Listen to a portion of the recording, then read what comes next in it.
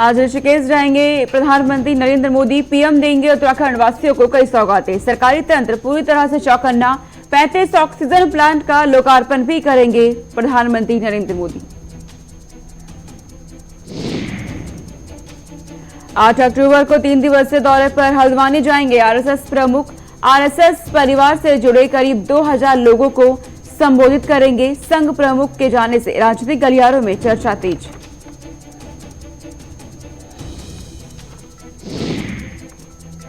देवभूमि में कोरोना की रफ्तार में आई कमी। 24 घंटे में आए 22 नए संक्रमित मामले।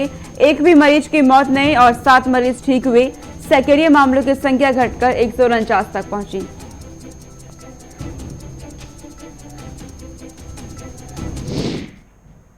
नमस्कार, आप देख रहे हैं गुलिस्तान न्यूज। मैं आपके साथ सोनिका सिंह। बुलेटिन की शुरुआत करते हैं और बड़ी जानकारी इस वक्त उत्तराखंड से सामने आ रही है। आज प्रधानमंत्री नरेंद्र मोदी उत्तराखंड के दौरे पर जा रहे हैं और बड़ी जानकारी उनके दौरे पर आज उत्तराखंड के दौरे पर रहेंगे प्रधानमंत्री नरेंद्र मोदी और इस दौरान उत्तराखंड को बड़ी सौगातें आज दी जाएगी, ये जानकारी सामने आ रही है। उनके दौरे को लेकर सरकारी तंत्र पूरी तरह से चौकन्ना हो गई है। वर्चुअल माध्यम से करीब 35 ऑक्सीजन प्लांट का लोकार्पण किया जाएगा देश के अलग अलग हिस्सों में। केदारनाथ के दर्शन कर राज्य के नेताओं से मुलाकात भी करेंगे, ये सूत्रों के हवाले से जानकारी सामने आई है। वहीं जानकारी ये भी है कि आज प्रधानमंत्री नरेंद्र मोदी सुरक्षा के लिए अभेद्य किला बना एम्स चप्पे चप्पे पर तैनात की गई है एसपीजी और पुलिस। आपको बता दें कि जिस तरीके से कोरोना काल में देखा गया दूसरी लहर के दौरान ऑक्सीजन की कमी और हाहाकार पूरे देश में, अब उसके बाद प्रधानमंत्री Narendra Modi PM care fund के तहत ऋषिकेश में 162 ऑक्सीजन प्लांट का लोकार्पण करेंगे और इसी के साथ देश के अलग अलग हिस्सों में वर्चुअल माध्यम से करीब 35 ऑक्सीजन प्लांट का लोकार्पण किया जाएगा। उत्तराखंड से हमारे ब्यूरो चीफ और हमारे सीनियर साथी धीरेन्द्र प्रताप सिंह हमारे साथ जुड़ गए हैं।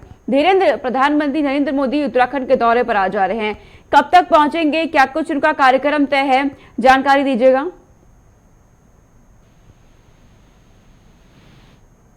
और जो हमें मिनट टू मिनट उनका कार्यक्रम प्राप्त हुआ है उसके अनुसार वो 11 बजे जो कार्यक्रम स्थल है यानी एम्स ऋषिकेश परिसर पहुंच जाएंगे और 11 बजे के आसपास वो वहां पे जो ऑक्सीजन प्लांट्स का उद्घाटन करना है।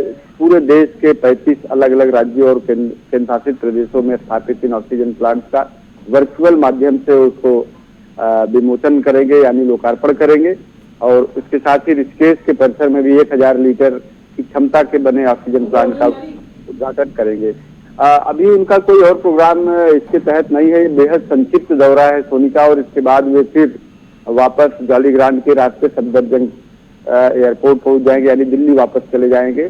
अभी जो संभावना जताई जा रही थी केदारनाथ जाने की वो उनके कार्यक्रम में नहीं है और अब वो केदारनाथ कम से कम आज के दौरे में तो नहीं जा रहे हैं। अभी पूरी ये संभावना है कि जो उनका एक तरह का अनौपचारिक कार्यक्रम होना है उसको लेकर के संशय बना हुआ है कि क्या वो प्रदेश के नेताओं से कोई मुलाकात करेंगे और अगर मुलाकात होगी तो ऐसा है कि वह अनौपचारिक भी होगी। औपचारिक मुलाकात का भी कोई उस प्रोग्राम में उनके जो प्रोटोकॉल में कोई बात शामिल नहीं है। उनका जो मिनट टू मिनट कार्यक्रम मिला हुआ है उनका। और धीरेन्द्र, ये जानकारी भी दीजिएगा कि केदारनाथ धाम को लेकर जो कहा गया था वो जा सकते हैं, क्या कुछ स्पष्ट हुआ है इसको लेकर? बिल्कुल, उनका ऐसी उम्मीद जताई जा रही थी कि प्रधानमंत्री अपने इस उत्तराखंड दौरे में केदारनाथ जाएंगे और बाबा का आशीर्वाद लेंगे, लेकिन इस कार्यक्रम में उनको उनके दल को नहीं शामिल किया गया। तो ये तय है कि अब केदारनाथ नहीं जा रहे हैं। हालांकि इससे पहले उनके सलाहकार थे भास्कर खुर्वे और सीएमओ की जो टीम थी, सीएमओ की जो टीम दिल्ली से आई थी उन सबने बद्रीनाथ और केदारनाथ क्षेत्र का भ्रमण किया था, वहाँ के नवनिर्माण कार्यों का जायजा लिया था। उसके कुछ ही दिनों बाद मुख्यमंत्री पुष्कर सिंह धामी वहाँ पहुंचे थे। तो इससे पूरी उम्मीद जताई जा रही थी कि प्रधानमंत्री शायद अपने इस दौरे में बाबा केदार के दर्शन करने के लिए केदारनाथ जा सकते हैं। लेकिन कल उनका मिनट टू मिनट प्रोग्राम आया तो ये स्पष्ट हो गया कि अब वे केदारनाथ नहीं जाएंगे। उनका सिर्फ और सिर्फ एक प्रोग्राम है और वह है ऋषिकेश एम्स के परिसर में 35 ऑक्सीजन प्लांटों का जो देश के अलग अलग राज्यों में स्थापित है उनका वर्चुअल माध्यम से लोकार्पण करना और बस यही प्रोग्राम है उनका। और धीरेन्द्र, जिस तरीके से देखा गया कोरोना काल में दूसरी लहर में ऑक्सीजन की जो कमी देखी गई, पूरे देश में हाहाकार मचा, क्या इसी को देखते हुए अब भविष्य के लिए ऑक्सीजन प्लांट का लोकार्पण किया जा रहा है? बिल्कुल सोनिका, देखिए ये जितने भी ये जो ऑक्सीजन प्लांट आज लोकार्पित हो रहे हैं देश की जनता को, ये सारे पीएम केयर फंड से बनाए गए हैं। तो इसीलिए इसका लोकार्पण भी प्रधानमंत्री नरेंद्र मोदी जी करने आ रहे हैं। और निश्चित रूप से जो दूसरी लहर थी वो बहुत घातक थी और उसमें ऑक्सीजन की वजह से बहुत लोगों की जानें चली गई। इसको देखते हुए सरकार ने उसी समय, जब ये तीसरी लहर का तांडव चल रहा था देश में, उसी समय सरकार ने प्रयास करने शुरू किए थे और पीएम केयर फंड का गठन किया गया। और उसमें देश की जनता ने, तमाम उद्योगपतियों ने दिल खोल करके उसमें डोनेशन दिया, दान दिया और एक बड़ी राशि आज भी पीएम केयर फंड में है। और उसके माध्यम से इस तरह के जो कोरोना से संबंधित काम है वो किए जा रहे हैं। उसी की कड़ी में ये जो 35 ऑक्सीजन प्लांट है जिनका आज प्रधानमंत्री लोकार्पण करेंगे, ये भी शामिल है। और आगे भी इस तरह के काम जो कोरोना से संबंधित है वो पीएम केयर फंड से होते रहेंगे, ऐसा जो है सरकार के सूत्र लगातार बता रहे हैं। धीरेन्द्र, चुनावी साल को देखते हुए प्रधानमंत्री नरेंद्र मोदी का दौरा कितना खास हो जाता है?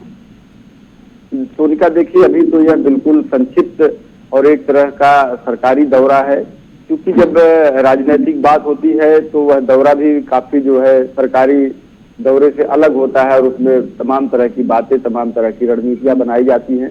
जैसे ही यहाँ पे आचार संहिता लागू होगी, उसके बाद जब इनका दौरा होगा तो पूरी तरह से पॉलिटिकल होगा।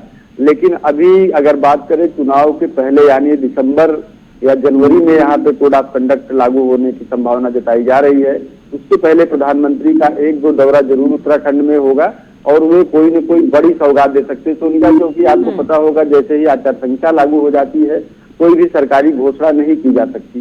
तो जो उत्तराखंड की जनता है, जो उत्तराखंड के राजनीतिक दल है, उनको पूरी उम्मीद है कि जैसे ही आचार संहिता लगने के पहले प्रधानमंत्री जब यहाँ आएंगे तो प्रदेश को कोई न कोई बड़ी सौगात देंगे। कि जैसे आपने देखा होगा कि ऑल वेदर रोड जो 12,000 करोड़ का प्रोजेक्ट है प्रधानमंत्री ने दिया, जो railway line Karnaprayag Tanakpur rail line वो भी प्रधानमंत्री ने किया। तो इस तरह से बहुत सारे जो काम है उन्होंने उत्तराखंड के लिए किए हैं। केदारनाथ के पुनर्निर्माण की जो पूरी परियोजना है वो प्रधानमंत्री के ड्रीम प्रोजेक्ट कहा जाता है। तो ये सारी जो घोषणाएं थी प्रधानमंत्री ने किया, उसे जमीन पर यानी धरातल पर भी उतारा है। तो पूरी उम्मीद की जा रही है कि अब जो अगला दौरा होगा वह काफी राजनीतिक होगा, सियासी होगा, तो उसमें कोई बड़ी सौगात प्रदेश की जनता को मिल सकती है। आज भी उम्मीद लोग कर रहे हैं कि शायद प्रधानमंत्री कोई घोषणा ऋषिकेश के परिसर से उत्तराखंड के। आप नजर बनाए रखिएगा, तमाम अपडेट आपसे लेते रहेंगे। देन बहुत शुक्रिया। आप आगे बढ़ते हैं, आपको बता दें एक और बड़ी जानकारी उत्तराखंड से सामने आ रही है। 8 अक्टूबर को 3 दिवसीय दौरे पर हल्द्वानी जाएंगे आरएसएस प्रमुख। ये बड़ी जानकारी इस वक्त आपको बता दें, आरएसएस परिवार से जुड़े करीब 2000 लोगों को संबोधित करा जाएगा इस दौरान। और संघ प्रमुख के जाने से राजनीतिक गलियारों में चर्चाएं भी इस वक्त तेज हो गई है। तो बड़ी जानकारी सामने आ रही है, सुरक्षा अधिकारियों ने मोहन भागवत के ठहरने स्थल का भी जायजा लिया है, जहां पर आरएसएस मोहन भागवत प्रमुख ठहरेंगे उसका भी जायजा लिया गया है सुरक्षा के लिहाज से। दरअसल 8 अक्टूबर को 3 दिवसीय दौरे पर हल्द्वानी जाएंगे आरएसएस प्रमुख। तो ये बड़ी जानकारी सामने आ रही है। आपको बता दें, आरएसएस के सह प्रांत प्रचार प्रमुख संजय कुमार और ब्रजेश बनकोटी ने बुधवार को रामपुर रोड देवरा स्थित पत्रकारों को ये जानकारी दी है कि 8 अक्टूबर को आरएसएस प्रमुख उत्तराखंड दौरे पर जाएंगे। हमारे साथ उत्तराखंड से ब्यूरो चीफ एक बार फिर जुड़ गए तमाम जानकारी के साथ। धीरेन्द्र, जानकारी मिल रही है कि आरएसएस प्रमुख उत्तराखंड दौरे पर जाने वाले हैं, कितना अहम उनका उत्तराखंड का दौरा? बिल्कुल सोनिका, देखिए जो आरएसएस के प्रमुख हैं मोहन भागवत जी, उनका 3 दिन का जो दौरा हल्द्वानी में तय हो गया है। इसके बारे में जो उत्तराखंड के सह प्रचार प्रमुख है, प्रांत के सह प्रांत प्रचार प्रमुख संजय कुमार और ब्रजेश बनकोटी ने एक कल प्रेस कॉन्फ्रेंस करके उनके दौरे की पूरी विस्तृत जानकारी दी पत्रकारों को और बताया कि इन 3 दिनों में वो क्या क्या करने वाले हैं। 3 दिनों में उनकी सघन बैठकें चलेंगी, उनके जो तमाम प्रचारक हैं उनके साथ वो बैठक करेंगे और अंतिम दिन यानी तीसरे दिन वो परिवार प्रबोधन का संघ एक कार्यक्रम करता है, जिसमें संघ से जुड़े स्वयंसेवकों का परिवार भोजन पे यानी डिनर पे आता है और वहाँ पे जो संघ के मुखिया हैं वो अपना प्रबोधन देते यानी अपना वक्तव्य देते हैं, उनको जो है मार्गदर्शन देते हैं उनको। तो इस तरह से यह जो प्रोग्राम है परिवार को संघ से जोड़ने का, या जो परिवार संघ से जुड़े हुए हैं उनको एक आत्मीयता महसूस हो और संघ को जान सके, इसलिए इस तरह का प्रोग्राम होता है। तो संघ प्रमुख का आपको पता है कि पूरे साल भर दौरा अलग अलग राज्यों में होता रहता है। उनकी अपनी अलग से एक संरचना है। पूरे देश में अगर सांगठनिक दृष्टि से वो 38 भी हो सकते हैं, तो वो अलग अलग प्रांत उन्होंने बना रखे हैं। तो इनका साल भर जो दौरा चलता रहता है, आपने अभी देखा होगा कि पिछले दिनों इसी दौरे के तहत वो जम्मू कश्मीर में थे और उसके बाद अब उत्तराखंड हो गए। तो 3 दिन निश्चित रूप से अब संघ चूंकि दुनिया का सबसे बड़ा स्वयंसेवी संगठन है और उसकी एक तरह के अनुसांगिक संगठन है बीजेपी, जो दुनिया का सबसे बड़ा राजनीतिक संगठन बन चुका है, जिसकी सत्ता है केंद्र और राज्य में। तो निश्चित रूप से जब उनका कहीं दौरा होता है, प्रवास होता है, तो उसको लोग सियासी नजरिए से देखते हैं। तो यहाँ भी उत्तराखंड में विधानसभा चुनाव आसन्न है, जल्द ही कुछ ही महीनों के अंतराल पे चुनाव संपन्न होंगे। तो उनके इस दौरे को लोग सियासी नजरिए से भी देख रहे हैं। पक्ष के लोग हो यानी बीजेपी के लोग उसे बहुत सकारात्मक देख रहे हैं कि संघ प्रमुख का ये दौरा जो है उनसे जुड़े हुए कार्यकर्ताओं में नई ऊर्जा का संचार करेगा, कोई मंत्र देंगे चुनाव जीतने का, क्योंकि समाज में सहभागिता जब तक संघ की नहीं होगी, ऐसा संघ का मानना है कि समाज में कोई उत्तमता या गुणवत्ता नहीं बढ़ेगी उसकी। और जो विपक्ष है वो इसको पूरी तरह से चुनावी नजरिए से देखते हैं और वो कहते हैं कि संघ के लोग आते हैं तो सांप्रदायिक माहौल खराब करते हैं।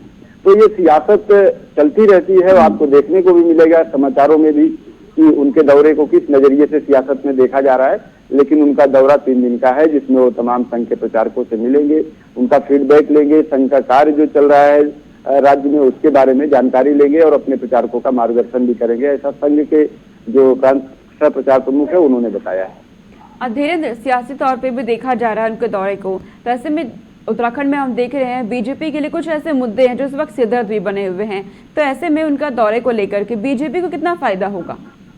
बिल्कुल, देखिए सोनिका, जब संघ प्रमुख आ रहे हैं तो निश्चित रूप से ऐसे मुद्दों पर जरूर चर्चा होगी जो उत्तराखंड के लिए, उत्तराखंड के जनमानस में ज्यादा चर्चा में है। जैसे भू कानून का मुद्दा हो गया, यह यहाँ के लोगों का जुड़ा हुआ भावनात्मक और बेहद तार्किक मुद्दा है, क्योंकि उत्तराखंड में अब आज भी चकबंदी नहीं होती और भू कानून को लेकर के काफी स्थितियां कमजोर है, जिससे बहुत सारे बाहर के लोग यहाँ आते हैं, जमीन खरीदते हैं और जो स्थानीय लोग हैं वो बेदखल हो जाते हैं और उनके पास जमीनें नहीं रह जाती। तो इन सारे मुद्दों को लेकर के पिछले कुछ महीनों से पूछताछ में एक अलग तरह की सक्रियता देखी जा रही है, जिसको लेकर के सरकार ने एक सब कमेटी का गठन भी किया है कि इस मुद्दे में क्या कुछ किया जा सकता है जन भावनाओं को देखते हुए। तो निश्चित रूप से इन सारे मुद्दों पे संघ प्रमुख चर्चा कर सकते हैं और उसके बाद सरकार को कोई संकेत दे सकते हैं, तो सरकार उस पर आसानी से कोई फैसला ले सकती है, आगे बढ़ सकती है। अब देखने वाली बात होगी कि 3 दिन में इनकी बैठकों का क्या कुछ लब्बो-लुआब निकल करके आता है सोनिका। ठीक है धीरेन्द्र, तमाम जानकारी आपने दी, बहुत शुक्रिया धीरेन्द्र, तमाम जानकारी हम तक पहुंचाने के लिए। आगे रुक करते हैं, एक और बड़ी जानकारी सामने आ रही है कि 8 अक्टूबर को ही जनरल वीके सिंह उत्तराखंड पहुंच रहे हैं। तो ये बड़ी जानकारी, 8 अक्टूबर को देवभूमि जाएंगे जनरल वीके सिंह और इस दौरान 3 दिवसीय दौरे पर रहेंगे। सड़क परियोजनाओं की समीक्षा की जाएगी इस दौरान, ये बड़ी जानकारी सामने आ रही है। 4 धाम की 645 किलोमीटर सड़कों पर काम चल रहा है, निरीक्षण किया जाएगा और बीआरओ की तरफ से भारतमाला की 6 सड़कें बनाई जा रही है, उसका भी निरीक्षण किया जाएगा। जनरल वीके सिंह देवभूमि के दौरे पर पहुंच रहे हैं, तो ये बड़ी जानकारी आपको दे दी। दरअसल केंद्रीय सड़क मंत्री 8 अक्टूबर को 3 दिवसीय दौरे पर उत्तराखंड आएंगे और इस दौरान सड़क परियोजना के कार्यों की समीक्षा की जाएगी और साथ ही साथ बीआरओ की सड़कों का, उनकी तरफ से किए जा रहे कार्यों का मुआयना किया जाएगा। केंद्रीय राज्य मंत्री के दौरे को लेकर सभी व्यवस्थाएं भी की जा रही हैं उत्तराखंड में, तो ये बड़ी जानकारी इस वक्त सामने आ रही है। आपको बता दें, अपने कार्यक्रम के बाद देहरादून में जाएंगे और केंद्रीय मंत्रालय की 4 धाम सड़क परियोजना, भारतमाला परियोजना और साथ ही साथ कई परियोजनाओं का निरीक्षण किया जाएगा। तो उत्तराखंड की बात कर रहे हैं तो उत्तराखंड में 2022 में विधानसभा के चुनाव होने हैं और उससे पहले चुनावी हलचल तेज हो गई उत्तराखंड में। तो ये बड़ी जानकारी आपको बता दें, उत्तराखंड में चुनावी हलचल तेज हो गई है और 2022 में विधानसभा के चुनाव उत्तराखंड में होने हैं। उससे पहले आम आदमी पार्टी की तरफ से रोजगार गारंटी अभियान चलाया जाएगा और गांव-गांव जाकर बेरोजगार युवाओं का रजिस्ट्रेशन करेगी आम आदमी पार्टी, ये कहा जा रहा है। आम आदमी पार्टी के 7000 कार्यकर्ता पूरे प्रदेश में गांव-गांव जाएंगे, ये कहा जा रहा है। दरअसल आपको बता दें कि 2022 में विधानसभा के चुनाव होने हैं और आम आदमी पार्टी उससे पहले लगातार एक्टिव मोड में नजर आ रही है। रोजगार को लेकर लगातार विपक्ष सभी सत्ता पक्ष को घेर भी रहे हैं और रोजगार गारंटी कार्ड भी आम आदमी पार्टी की तरफ से खेला जा रहा है। विशाखा संवाददाता हमारे साथ जुड़ गई हैं तमाम जानकारी के साथ। विशाखा, बड़ी जानकारी सामने आ रही है कि आम आदमी पार्टी रोजगार गारंटी कार्ड खेल रही है। क्या कुछ जानकारी आपको मिल रही है? क्या कुछ कार्यक्रम रखा गया है इस अभियान के लिए? जी बिल्कुल सोनिका, देखिए आम आदमी पार्टी चुनाव से ठीक पहले ये तमाम जो फिलहाल समझिए कि उसके जो पत्ते हैं वो खोल रही है। इससे पहले भी जो बिजली जो कार्ड अभियान है वो चलाया गया था, घर घर जाकर मुफ्त बिजली जो कार्ड है वो बांटा गया था। और अब रोजगार गारंटी कार्ड को लेकर आम आदमी पार्टी ने जो चुनावी अभियान है एक तरीके से उसको अपना बढ़ाया है। और इस अभियान के तहत लगभग जो 7,000 कार्यकर्ता हैं आम आदमी पार्टी के, वो घर घर जाकर सभी 70 विधानसभाओं में जो रोजगार गारंटी कार्ड है उसको पहुंचाएंगे और उसके माध्यम से जनता से अपील करेंगे कि आम आदमी पार्टी को सत्ता में काबिज करे, वोट दे।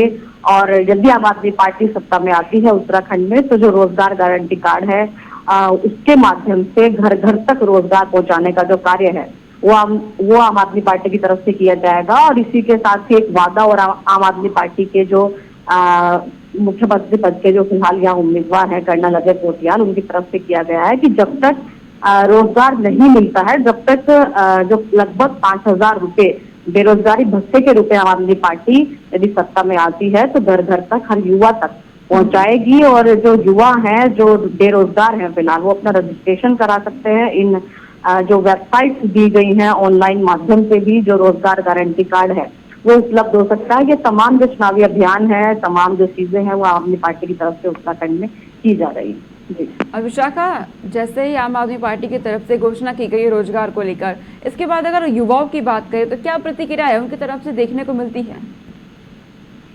जी बिल्कुल, देखिए सोनिका, जो बेरोजगारी है वो जाहिर तौर पर उत्तराखंड में एक बड़ा मुद्दा रहा है। और पिछले 4 साल में यह बात कहीं ना कहीं निकलकर सामने आती है कि जो राज्य सरकार है वो रोजगार को उस हद तक बढ़ावा नहीं दे पाई जिस हद तक जो देने का वादा था वो किया गया था।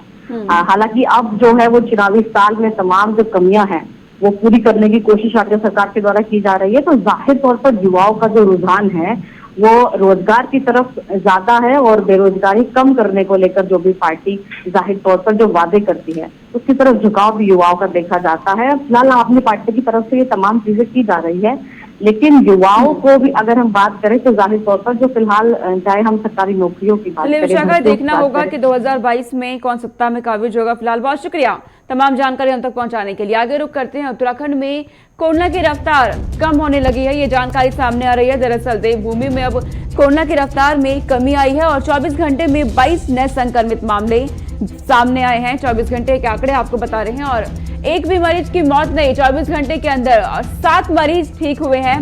ये जानकारी उत्तराखंड से सामने आ रही है। एक्टिव मामलों की संख्या अब घटकर 149 तक पहुंच गई है।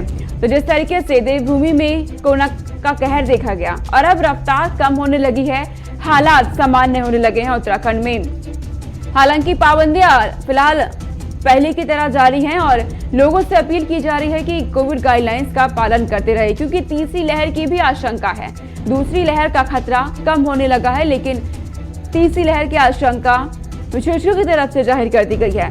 इसे देखते हुए प्रशासन भी अलर्ट मोड पर है। स्वास्थ्य विभाग को अलर्ट मोड पर रखा गया है और अस्पतालों में तमाम प्रबंध भी किए जा रहे हैं। और सीएम पुष्कर सिंह धामी की तरफ से ऐलान भी किया गया है कि उत्तराखंड को दिसंबर के अंत तक वैक्सीनेट कर दिया जाएगा पूरी तरीके से, यानी कोरोना मुक्त कर दिया जाएगा उत्तराखंड को। और हालात सामान्य भी होने लगे हैं उत्तराखंड में। रिकॉर्ड स्तर पर वैक्सीनेशन रोजाना किया जा रहा है और टीकाकरण केंद्रों की संख्या भी लगातार बढ़ाई जा रही है। और अब ये जानकारी उत्तराखंड से सामने आ रही है कि देवभूमि में कोरोना की रफ्तार कम होने लगी है। हालांकि बीते दिन जो मामले देखे गए उससे बढ़कर सामने आए हैं, लेकिन राहत भरी खबर ये कि एक भी मरीज की मौत नहीं हुई। संचित शर्मा संवाददाता हमारे साथ जुड़ गए हैं तमाम जानकारी के साथ। संचित, उत्तराखंड में अब हालात सामान्य होने लगे हैं, लेकिन आंकड़े अगर बात करें तो बीते दिन से बढ़कर सामने आए हैं। सोनी, मैं आपको बता दूं कि जिस तरीके से लगातार कोरोना के जो ग्राफ था वो धीरे धीरे नीचे आ रहा था, लेकिन कुछ दिन से अगर आंकड़ों की बात करें तो कोरोना के जो अपडेटेड आंकड़ों की बात करें बढ़ते जा रहे हैं, लेकिन सक्रिय केसेस की अगर बात करें, एक्टिव केसेस, उसकी संख्या धीरे धीरे घटने लगी है। साथ ही साथ आप देखिए जिस तरीके से लगातार जो कोरोना की रफ्तार में कमी आई थी, कहीं ना कहीं इसका एक उदाहरण अगर मानेंगे तो जो बाजार में लोगों द्वारा लापरवाही बरती जा रही है, जैसे जैसे त्योहार नजदीक आ रहे हैं तो लोगों का बाजार में आना ज्यादा हो जा रहा है, ज्यादा तादाद में लोग आ रहे हैं, मार्केट में सक्रिय हो जा रहे हैं, जिससे सोशल डिस्टेंसिंग और तमाम जो कोविड प्रोटोकॉल की अगर बात करें उसका उल्लंघन लगातार होता हुआ नजर आ रहा है। समीका, आप देखिए सरकार के अगर प्रयास की बात करें, देखिए सरकार लगातार चाहे वैक्सीन को लेकर के हो, चाहे जागरूक रहने को लेकर के तमाम तरीके के प्रयास करके, लेकिन बाजार में बढ़ती भीड़ त्योहारों की ठीक है वजह से संचित, आप कहीं ना नजर कहीं बनाए लगता है रखिए कि कोरोना से क्या हालात है देवभूमि में। फिलहाल बहुत शुक्रिया तमाम जानकारी पहुंचाने के लिए। आगे रुक करते हैं, आपको बता दें कि उधम सिंह नगर में खटीमा में तहसील दिवस मनाया गया और इस अवसर पर लोगों की शिकायतें भी सुनी गई। तहसील के अंदर तहसील दिवस मनाया गया, लोगों की शिकायतों को चुना गया और निस्तारण के लिए विभाग को भेजा भी गया है। कुछ समस्याएं और संबंधित शिकायतों को तुरंत ही निस्तारण किया गया। इस दौरान खटीमा तहसीलदार यूसुफ अली ने बताया कि 2 दर्जन से अधिक शिकायतों को तहसील दिवस के अवसर पर सुना गया है, जिसमें 1.5 दर्जन शिकायतों का निस्तारण मौके पर ही किया गया और इस दौरान खटीमा उप जिलाधिकारी महोदय मौजूद रहे। तो ये जानकारी सामने आई है कि उधम सिंह नगर के खटीमा में तहसील दिवस मनाया गया। खटीमा में उप जिलाधिकारी महोदय के निर्देशन में जो है तहसील दिवस संपन्न किया गया, जिसमें लगभग 24 जो है शिकायत आई हैं और 15 का उनका निस्तारण कर दिया गया। शेष का जो है संबंधित विभाग को जो है हस्तांतरित कर दी गई। लगभग सभी थे PWD, सिंचाई विभाग, शिक्षा और पशुपालन, सभी विभाग को जारी किया गया। चलिए आगे बढ़ते हैं। आपको बता दें कि उत्तर प्रदेश के लखीमपुर की हिंसा जो घटना हुई वो बढ़ती जा रही है विवाद, और अब जानकारी ये सामने आ रही है कि आज लखीमपुर खीरी कूच करेगी पंजाब कांग्रेस। बड़ी जानकारी इस वक्त की, नवजोत सिंह सिद्धू की अगुवाई में लखीमपुर पहुंचा जाएगा और इस दौरान मोहाली से एक बड़े मार्च के बाद रवाना होंगे। ये बड़ी जानकारी इस वक्त सामने आ रही है। हजारों गाड़ियों का काफिला कांग्रेसी नेता के साथ लखीमपुर पहुंचा जाएगा, ये जानकारी सामने आ रही है।